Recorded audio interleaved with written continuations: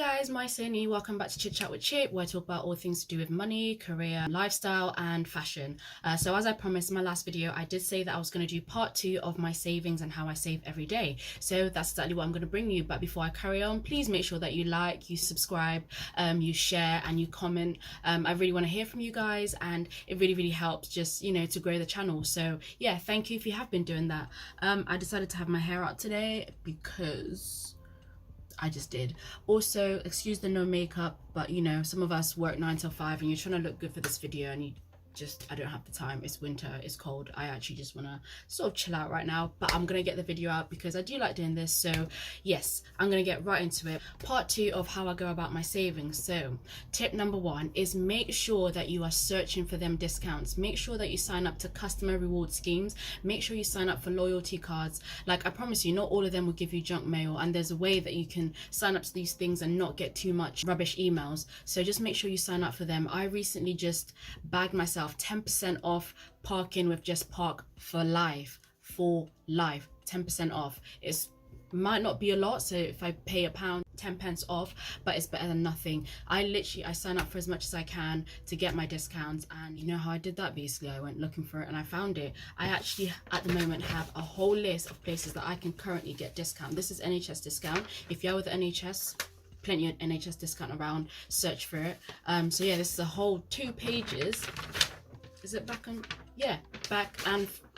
front and back of discount that you can get with the NHS. So make sure that you search for these things. If you want me to go through that list, make sure that you like the video and comment down below, and I can do a little video mentioning all the places right now that do NHS discount. Tip number 2, make sure that when you're shopping, you're asking for discounts. I know sometimes you can be a little bit shy, or you can get a bit like, oh god, they're gonna think, oh, here's a cheapskate coming, you know, always asking for discount. Listen, the discount is there for a reason. It's there for you to use it. So ask for it and you'll get it. It's completely fine. So if you work for the NHS, there's a lot of places that do NHS discounts. If you're a student, a lot of places do student discount. If your employer, for example, whatever company that you work for, if they have employee benefits, make sure that you ask and you see where you can get your discount as an employer of said company. Make sure that you search for those things. Tip number 3, meal prep and prep your lunches. It makes life so much easier, and it's a heck of a lot cheaper when you do this, because you're not every day thinking, what am I gonna have for lunch today? And also when you are at work, you're not going to your nearest shop or your nearest Costa to buy a cup of tea or a coffee that costs like £4.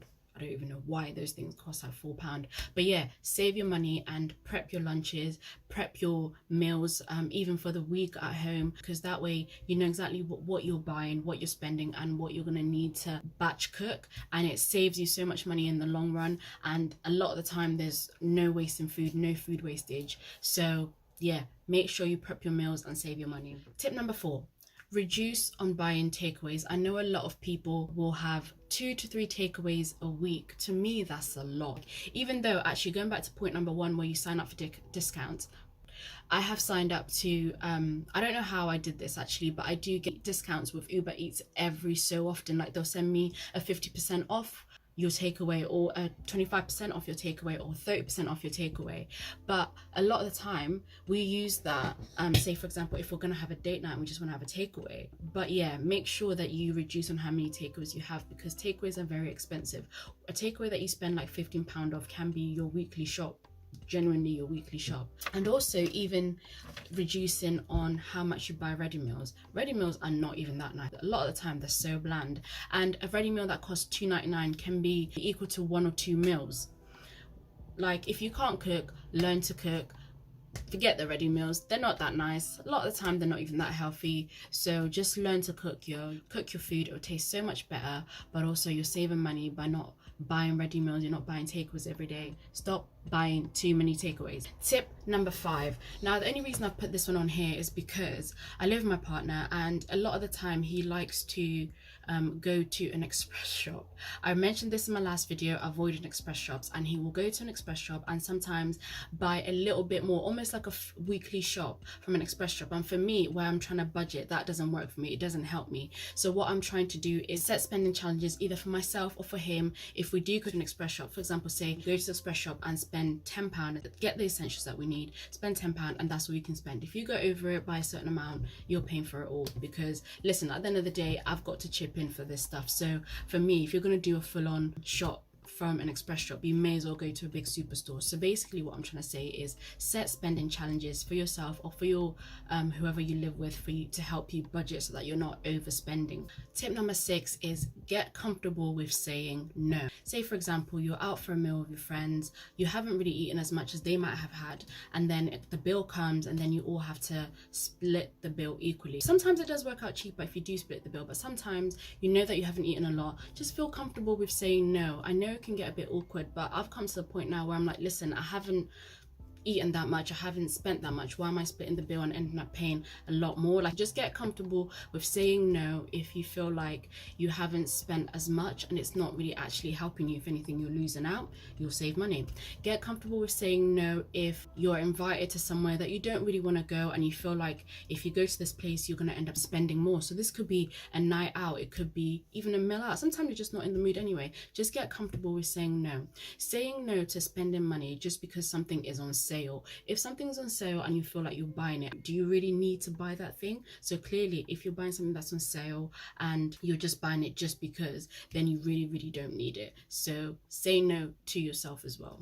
Now I'm going to move on to the festive part of my video, which is all about how you can save over Christmas. This is about as Christmassy as I was going to get in this video, because listen, it's November, but some of these tips, I know it might be a little bit too late into the year, but you can start them come January. You can obviously do some of these now, but you can start them come January. So well, it's actually tip number 7 is when it comes to Christmas, have a budget. Christmas can be a very expensive time for some people, and for me it really hurts me when I see how much people spend over Christmas, because sometimes there's really just no need. Just make sure that you have a budget on how much you want to spend.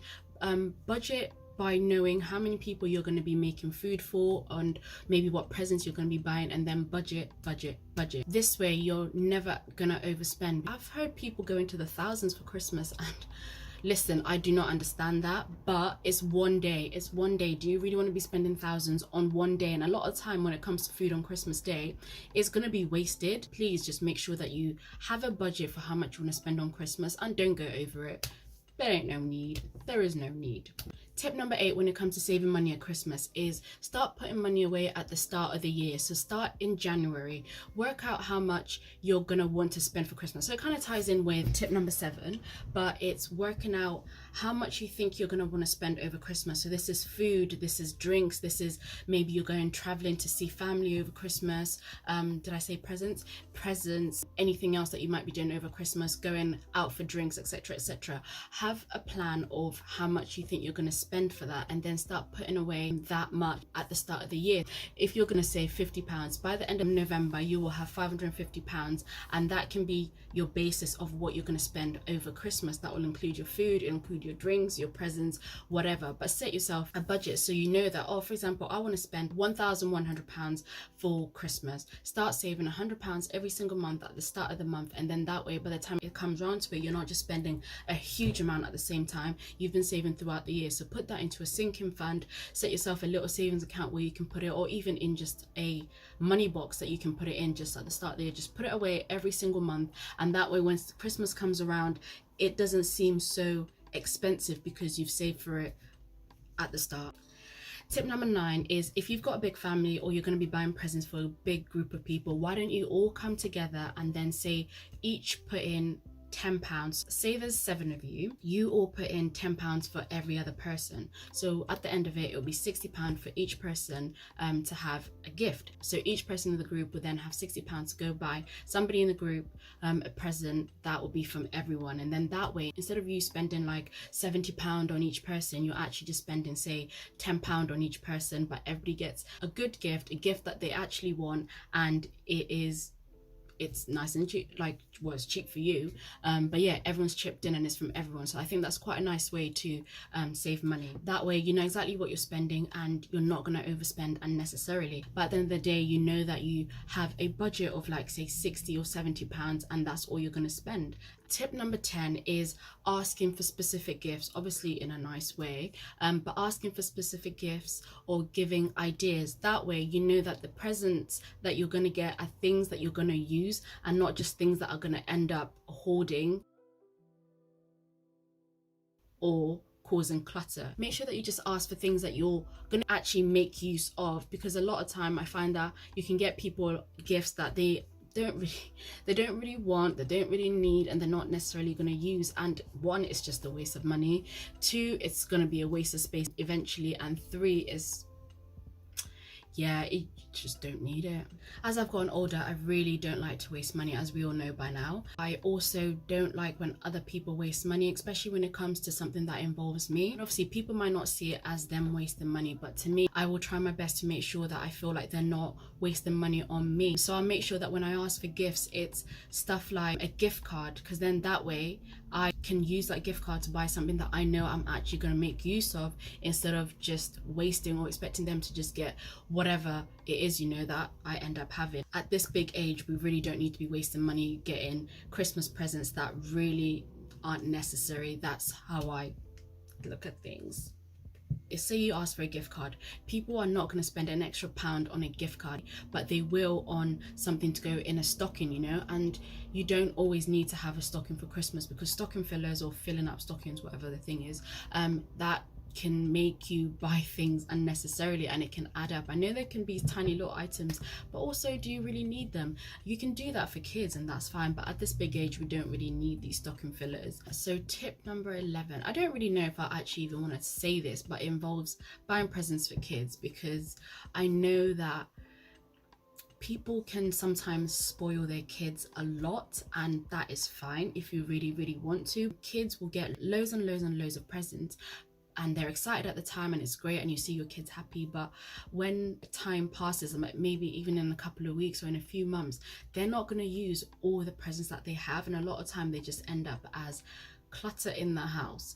Again, I've already said about my issue with clutter and hoarding things. When you know that kids are not really going to use all the presents that you've bought them, is it necessary to always buy all them presents? Like, I'm not going to go too much into detail about that, but all I'm going to say is budget your kids' presents. I'm saying this now because I ain't got no kids, but that might change when I'm up. No, actually, I will still be not unnecessarily buying presents for kids, because I know that they're not going to use them, especially babies. Babies just are happy with, like, I don't know, a milk bottle or like a sweet. They're fascinated by any little thing, so they're not going to be fussed. So like, my kids will not be getting presents till they're like 5.